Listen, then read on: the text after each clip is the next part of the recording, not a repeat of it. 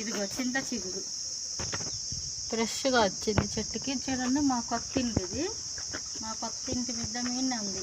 ఇట్లా కోసుకోవడానికి ఈజీగా ఉంది. పప్పు చేసుకుంటే చాలా టేస్ట్ ఉంటుంది. ఈ విలేజ్లో ఇవన్నీ చాలా ఉన్నాయి చెట్లు చుట్టుపక్కల.